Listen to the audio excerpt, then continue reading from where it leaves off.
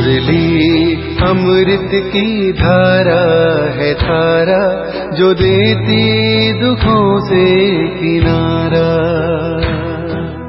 मुरली अमृत की धारा है धारा, जो देती दुखों से किनारा। भूले जीवन में हो जाए शिव बाबा मुरली में समझाए। भूले जीवन में हो जाए शिव बाबा मुरली में समझाए। ओम शांति। आज की तारीख है 11/11/2022 की साकार मुरली। बाबा के महावाक्य। मीठे बच्चे, बाप जो सदा सुख देते हैं, रोज पढ़ाते हैं, ज्ञान खजाना देते हैं, ऐसे बाप को तुम भूलो मत। श्रीमत पर सदा चलते रहो। प्रश्न: बाप की जादूगिरी कौन सी है जो मनुष्य नहीं कर सकते हैं? उत्तर: कांटों के इस जंगल को बदल कर सुंदर फूलों का बगीचा बना देना, पतित मनुष्यों को पावन देवता बना देना, यह जादूगिरी बाप की है, किसी मनुष्य की नहीं। बाप ही सबसे बड़ा सोशल वर्कर है, जो पतित शरीर पतित दुनिया में आकर सारी पतित दुनिया को पावन बनाते हैं। गीत: बचपन के दिन भुला ना देना। ओ बचपन के दिन भुला ना देना, ओ बचपन के दिन भुला ना देना। आज हंसे कल रुला ना देना, आज हंसे कल रुला ना देना। ओ बचपन के दिन भुला ना देना।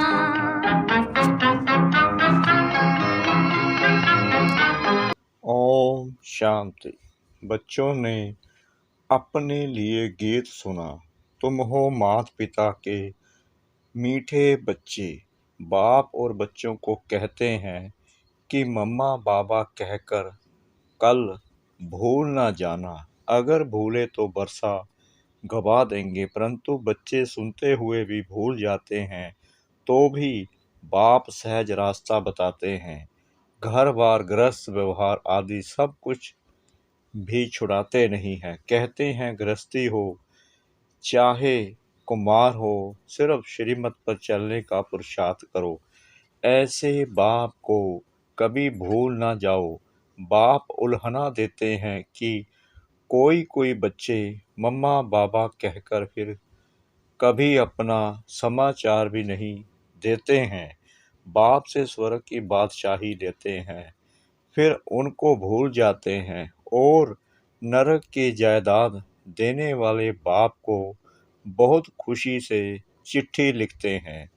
चिट्ठी ना आए तो माँ बाप भी मूंझ जाते हैं, सोचते हैं पता नहीं बीमार है क्या। तो बेहद का बाप भी ऐसे समझते हैं कि पता नहीं बच्चों का क्या हाल है। इंतजार होता है ना। वो लौकिक बच्चे तो दुख देने वाले भी निकल पड़ते हैं, तो भी उनसे मोह नहीं जाता। यहाँ फिर वंडर देखो, जिस बाप को कहते हैं तुम माता पिता, सामने भी बैठे हैं। यूं तो सब बच्चे मुरली द्वारा भी सुनेंगे। बाप जानते हैं नंबर वार पुरुषार्थ अनुसार कितने सपूत हैं, कितने कपूत हैं। बाबा मम्मा कहकर फिर भी छोड़ देते हैं। गीत भी कहता है, ऐसे बाप को क्यों भूल जाते हो? ऐसे बाप को रोज चिट्ठी लिखनी चाहिए। बाप भी रोज खजाना देते हैं, रोज पढ़ाते भी हैं, प्यार भी देते हैं।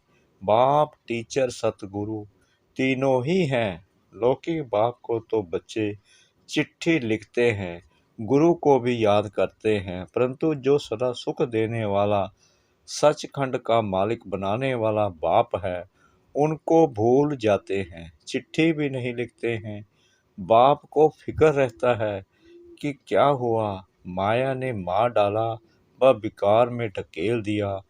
बाबा तो मुरली में ही बच्चों को सावधान करेंगे ना। बाबा राय देंगे कि ऐसे ऐसे अपने को बचाते रहो, क्योंकि यह है बाप का सबसे बड़ा बच्चा, सबसे आगे चल रहा है। इनके पास सब प्रकार के तूफान आदि आते हैं। महावीर हनुमान इनको ही कहेंगे। आगे रुस्तम होने के कारण माया भी रुस्तम हो, पहले इनसे ही लड़ेगी। बाबा कहते हैं तुमको जो तूफान आते हैं वह पहले मुझे आएंगे। जो बाबा अनुभव भी बताते हैं। तुम कहेंगे बाबा आपको तूफान कैसे आएंगे, आप तो बुजुर्ग हो। बाबा कहते हैं हमारे पास सब आते हैं, नहीं तो हम तुमको सावधान कैसे करें।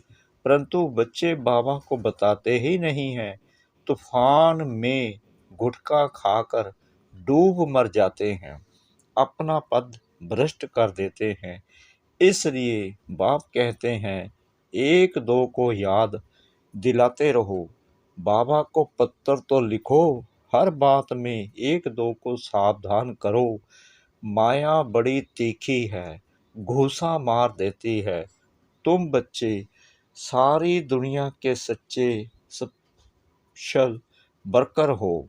वह हद के सोशल वर्कर हद की सेवा करते हैं। यह बाप तो सारी दुनिया की सोशल वर्कर है। सारी पतित दुनिया को पावन बनाना यह बाप के ऊपर है। बाप को ही बुलाते हैं। ऐसे बाप को बाप कह फिर बच्चे भूल जाते हैं। यह गीत भी कोई का टच किया हुआ है। जैसे कोई कोई शास्त्र भी अच्छे बने हुए हैं जो मनुष्य अपने पास रखते हैं। यहाँ तो शास्त्र चित्र आदि कुछ भी नहीं है। यह चित्र भी अपने ही बनाए हुए हैं। वह सब चित्र हैं संशय बुद्धि बनाने वाले। यह चित्र है निश्चय बुद्धि बनाने वाले। दुनिया को तो यह मालूम ही नहीं कि भारत स्वर्ग था, भारत का कितना मान है। यहाँ ही शिव बाबा आते हैं। शिव को बाबा कहते हैं। फिर है ब्रह्मा बाबा, विष्णु को बाबा नहीं कहेंगे। यह भी तुम बच्चे जानते हो। दुनिया के मनुष्य तो कहते हैं हे पतित पावन आओ, हम पतित हैं, आकर पावन बनाओ। परंतु यह नहीं जानते कि वह पतित से पावन कैसे बनाएंगे, कहाँ ले जाएंगे। बस तोते के माफिक बोलते हैं, बिगर अर्थ कुछ भी नहीं जानते। अरे गॉड फादर कहते हो, फादर माना प्रॉपर्टी, और किसको फादर नहीं कहा जाता। विष्णु और शंकर को भी फादर नहीं कह सकते, तो और किसी को कैसे कहेंगे। सब समझते हैं कि गॉड फादर निराकार ही है। आत्मा इस देह में आकर पुकारती है ओ गॉड फादर। बाप आकर देही अभिमानी बनाते हैं। तुम बाप को कहते हो बाबा हमको पावन बनाओ और पावन दुनिया में ले चलो। शिव बाबा आते हैं भारत में पवित्र प्रवृत्ति मार्ग बनाने। बाप कहते हैं तुम प्रवृत्ति मार्ग वाले पावन थे, तुम ही चाहते हो हम पावन बने। स्वर्ग को याद करते हो, बैकुंठ कहने से श्री कृष्ण याद आता है। यह नहीं समझते कि प्रवृत्ति मार्ग के महाराजा महारानी लक्ष्मी नारायण को याद करे। अब मनुष्य चाहते हैं शांति। यह सारी दुनिया का क्वेश्चन है, उसकी जवाबदारी बाप के ऊपर है।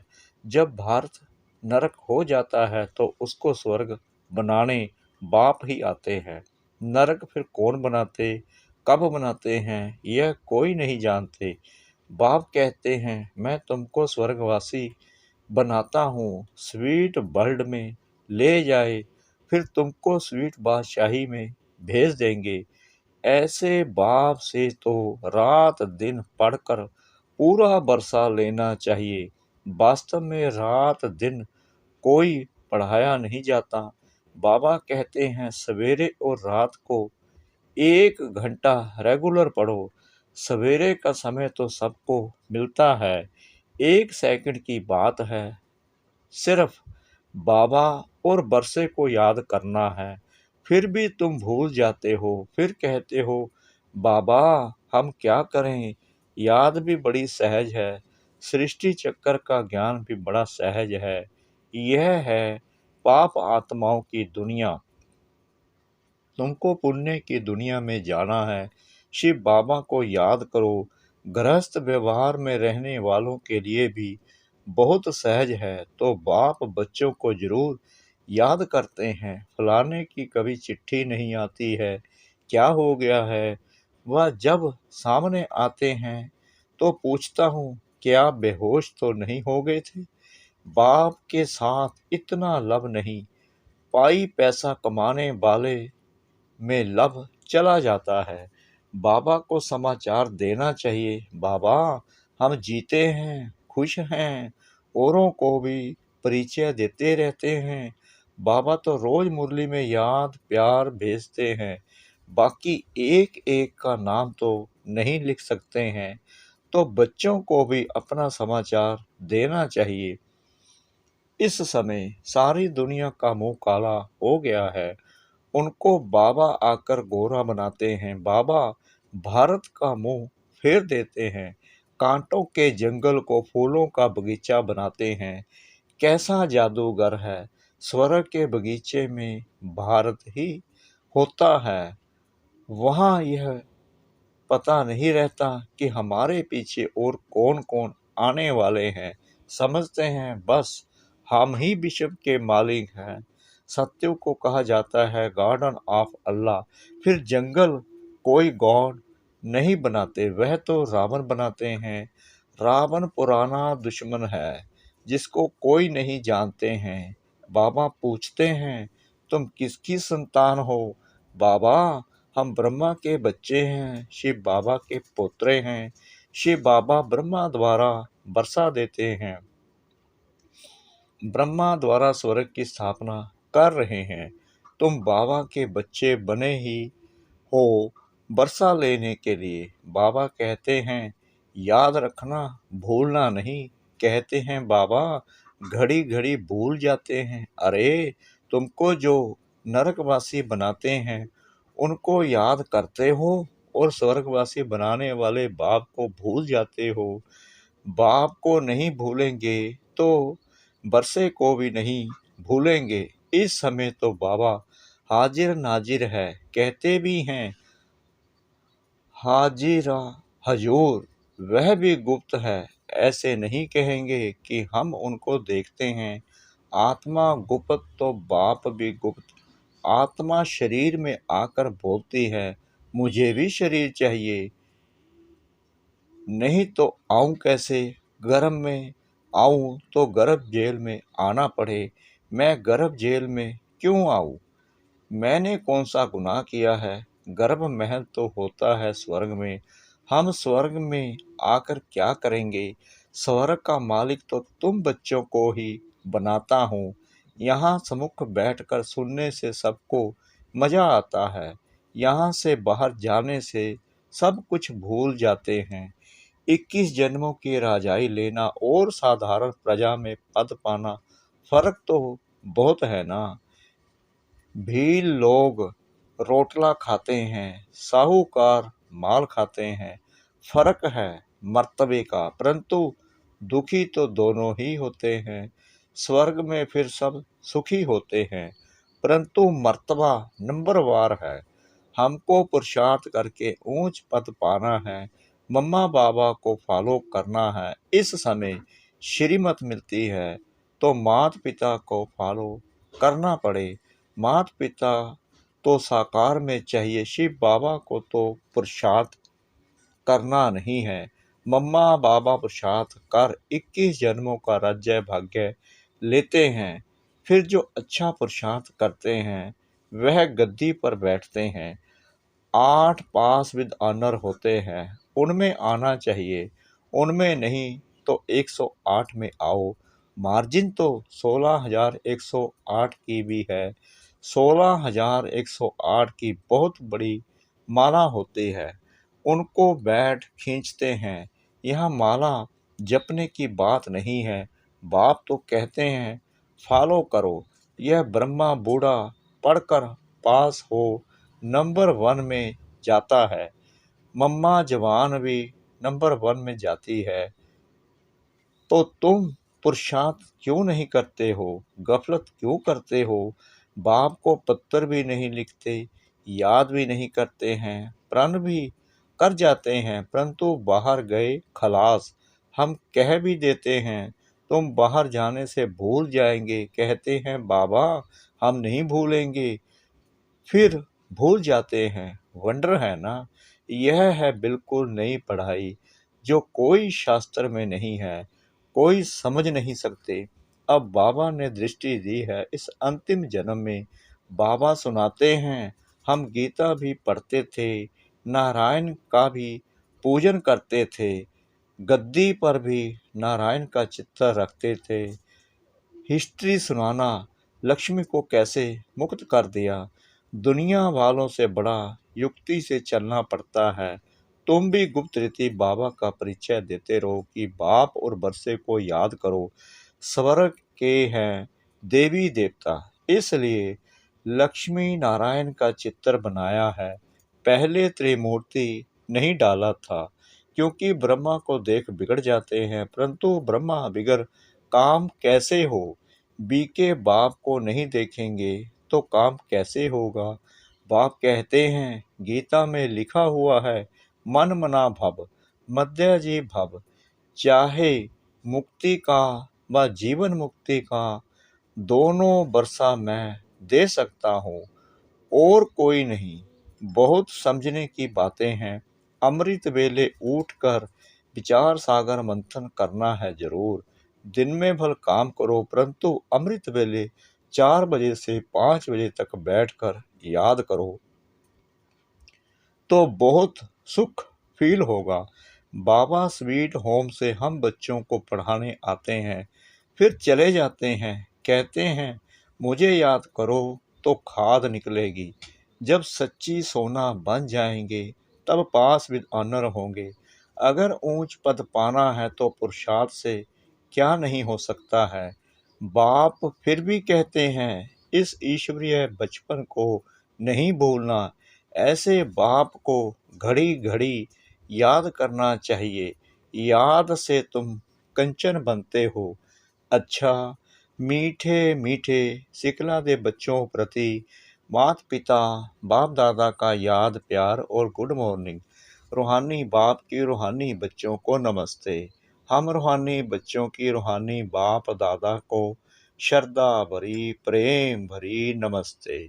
शुक्रिया बाबा, शुक्रिया बाबा, शुक्रिया बाबा इस मीठी मीठी मुरली के लिए। धारणा के लिए मुख्य सार नंबर 1, किसी भी प्रकार की गफलत नहीं करनी है। 1-2 को सावधान कर बाप की याद दिलाए, उन्नति को पाना है। अपने ईश्वरीय बचपन को भूलना नहीं है। नंबर 2, माता पिता को फॉलो करते रहना है। माया के तूफानों से डरना नहीं है। अमृत वेले बाप की याद में बैठकर सुख का अनुभव करना है। वरदान, दृढ़ता की शक्ति से सफलता प्राप्त करने वाले प्रयोगशाली त्रिकालदर्शी भव। बाप दादा का वरदान है जहाँ दृढ़ता है वहाँ सफलता है।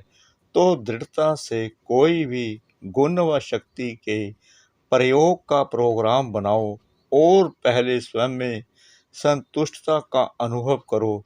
दृढ़ संकल्प हो कि मुझे करना ही है। दूसरों के अलवेलेपन का प्रभाव नहीं पड़ना चाहिए। त्रिकालदर्शीपन की स्थिति के आसन पर बैठकर जैसा समय वैसी विधि से पहले स्वयं सिद्धि स्वरूप बनो। तब प्रयोगशाली आत्माओं का पावरफुल संगठन तैयार होगा और उस संगठन की किरणें बहुत कार्य करके दिखाएंगी। स्लोगन, सर्व की दुआएं प्राप्त करने वाले ही संतुष्ट मणि हैं। सर्व की दुआएं प्राप्त करने वाले ही संतुष्ट मणि हैं। ओम शांति।